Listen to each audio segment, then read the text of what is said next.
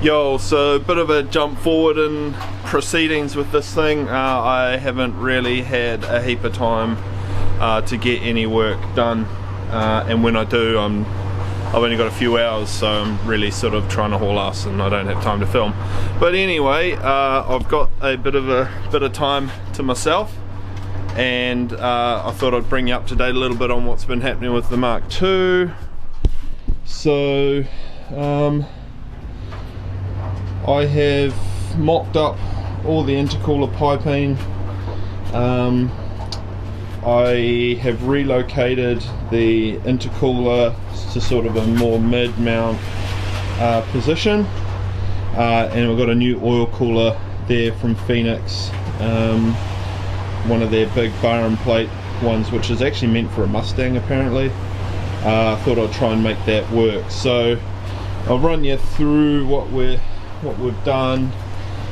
So obviously the intercooler was originally more front mounted. It mounted through this support here. I didn't like that because it means the intercooler piping is really long and it runs up through here and through the side here and then to the turbo, so you end up with this huge big like arc of charge piping, and I didn't like that mainly because it comes out quite close to the edge of the bumper here, and I think collecting any you know, going off track or whatever, which is undoubtedly going to happen, you know, I was worried about, you know, charge piping getting damaged and all that kind of stuff. So sort of the same with this side over here, except it ran, where did it run? Oh yeah, through this hole, down and then across. So it's really like a long convoluted way of doing it, but I guess it's an easy way to do it. So what I've done is use that same intercooler core, flipped it upside down so the inlet and outlet are just sitting above these chassis rails. I've removed the AC, which I think I might have talked about in one of the other videos, maybe not. Anyway, the AC is removed. So that gives plenty of space to shift that core, intercooler core back. I've got a couple of 3-inch donuts.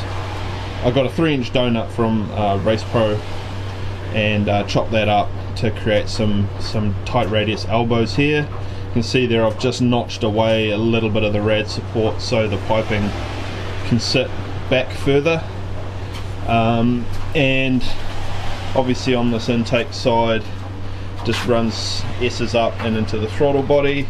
I'll show you this in a bit, but Adam actually modified the throttle body for me, chopped all the traction control and snow control stuff off either side, little servo motors there, chopped that off, and then he's just machined the front face, tapered the bell mouth of the throttle body, and added a like a clamp lip on the outside. So that's the charge pipe side, the intake side. Turbo hot side, we've got chopped back the original Garrett lip thing. It actually extended out to about that far, so we chopped that right back as far as we could. Got a cast elbow here from NST, so this is 2 1/4. And then obviously into all this charge piping is 2.75 or 2 3/4 inch piping. So that just snakes down. Same thing here, 3-inch elbow running into a reducer silicon joiner, pretty much like we run in the Silvias. So everything works pretty good. This piping sort of runs straight and then dips down, which looks pretty cool. This doesn't really float my boat too much on how it looks, but I kind of would have preferred to have a bit of an angle here, but I think just with the trajectory that everything's on, I don't think we really had too much of a choice here but to run it kind of like that. But anyway, all looks good, and the lights still fit perfectly and function.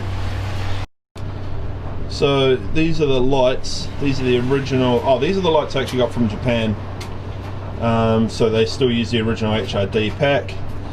So what we've had to do to clear this piping is just chop away some of this casing. So the light still fully works. To clearance some of this stuff off here.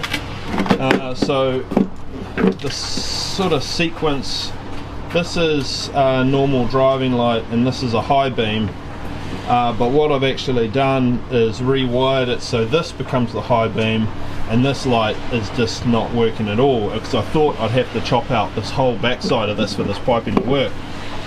But we haven't needed to. All we needed to do is clearance the case, and everything still fits perfectly. See in there, but shit's pretty tight, but it works, which I'm absolutely stoked about. So it still keeps like the factory looking headlight at the front, with the piping running around the side, which is pretty sick. I've mocked up these Falcon fans. This is another mod that we've been doing on the SRs. These Falcon, this is out of a Series 1 BA Falcon, I think. So it's the twin fans. These things move a fair amount of air, designed for a 4-litre Barra motor? Yeah, Barra. Are they? Yeah, I'm pretty sure it's the first generation of the Barra engine. So they're designed to work with a 4-litre 6-cylinder, so they shift a fair amount of air, and especially with, you know, designed for the Australian market, desert driving and stuff, things get pretty hot, so these things work pretty good. My original clutch fan, I think it wasn't great. This engine's got 200,000, nearly 200,000 Ks on it. It has been pretty well looked after, but I think the clutch fan is one of those things that is kind of common to go wrong and sort of stop being effective. So yeah, we've gone with these Falcon fans. Everything actually fits pretty good, to be honest. Just got to create a way of actually mounting them. Might just pick up this mounting point lined up with that one. I might just chop this one back a bit and then run like a longer you know, bolt into that one to space it out. So yeah, and then we'll just wire that into the factory thermofan wiring for the car. I've started stripping back some of the original wiring, labeling everything up, because I'll re-sheathe it. Obviously these are injector plugs, they've got to be replaced, because we have some motorsport MSEL 1170cc injectors, which I'll probably chuck in today. So we need to put a couple of new plugs on here, and also with the Link G4X plug and play for this car, because we're not running a mass airflow meter. We're going to be converting, and the ECU needs a this is an IAT, so it's a intake air temperature sensor. So that gets mounted probably in this inlet track just before the throttle body, so we can actually take the wiring from the MAF and reallocate it, re-plug it, or re-terminate it, whatever word you want to use, and that'll be the wiring for the IAT, far out. So there's a few other things we've got to do as far as the wiring loom goes as well, because we've gone to R35 coil packs. This is a kit from Tarks in Australia. Originally the 1JZ uses a waste spark setup, so there's only 3 coils and each coil powers 2 cylinders, so there's only 3 ignition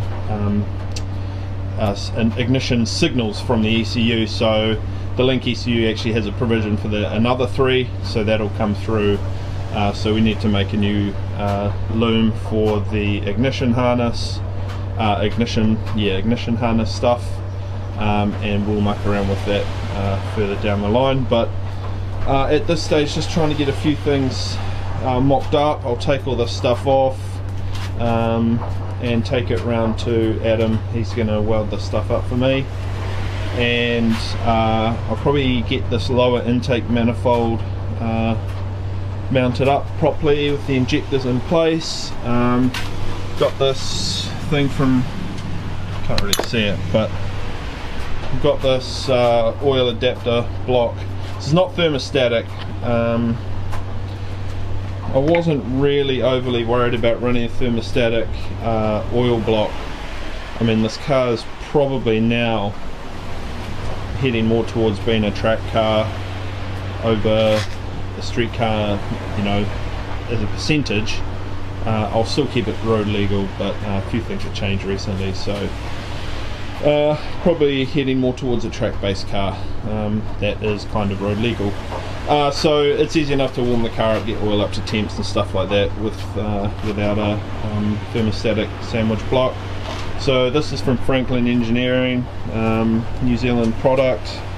It didn't fit when I got it. This actual like union thing didn't even fit in the hole, but I sent it back down to them and they've machined it out to fit, so hopefully they got all that sorted.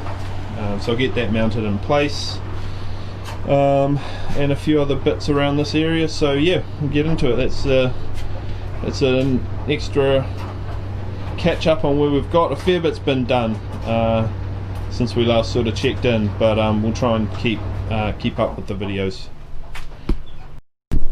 Alright, so I didn't really film a whole bunch of stuff, but yeah, once sort of get into a groove a little bit, I've just got to keep moving forward. That is not a TJ Hunt pun.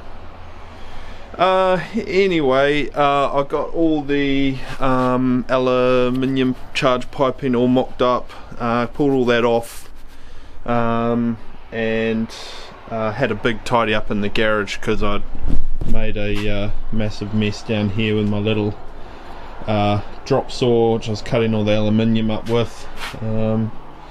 So started mucking around with the injectors and stuff, but I'm not 100% sure what I'm doing. Mounting it to the lower part of the intake. So I'm going to shoot out to Adam's tomorrow, take the stuff to get welded out, and he's going to see if he can figure out what I'm doing wrong. Also mocked up the mounting position for the external gate. So with the manifold you get this big bend as well, so just whipped a bit of that off just to locate the wastegate. Sort of sits under here. There's not a lot of room here, and I still want to be able to get at the wastegate lines and stuff, so I didn't want to mount it right down in here. So it's kind of sitting just underneath the brake reservoir, but so just under here, so probably have to do some kind of shielding on it just to keep the heat off the master cylinder there. What else have we done? Oh, got my fuel pressure rig and my sensor block mounted down here. So those two sensors, one's for fuel pressure, the other's for oil pressure, and they'll that information gets sent to the ECU, so I can put some cuts on some safeguard cuts on the computer, or Chris can when he tunes it. So got all that stuff mounted up. I just sort of need to get everything roughed in so I can start measuring up and figuring out what we need as far as plumbing goes. So we've got our fuel lines down there, return there, and then originally these cars have like a fuel dampener which is mounted underneath the manifold to the block, just sort of above the starter motor there. So we get rid of that as well.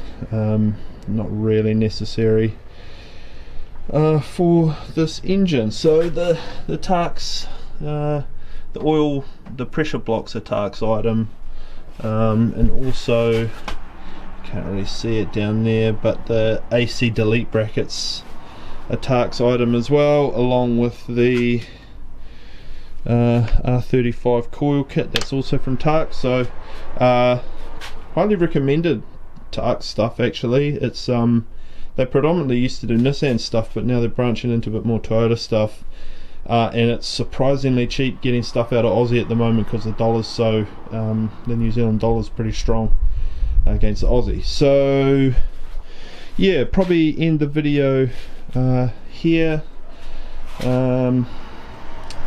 It's good to be making some progress. I'm pretty stoked. I kind of want to, got a rough time frame in my head of taking the car down to Chris in probably October to get tuned, so a couple of months to get everything sorted. So yeah, might have to take a few days off work and get some stuff done, because yeah, I don't get a lot done after hours. My garage is tiny, my son sleeps just upstairs, so I can't really make too much noise. But yeah, I'm getting pretty amped to get this thing going, and get back out there and driving and stuff like that. So yeah, we'll see you in the next one.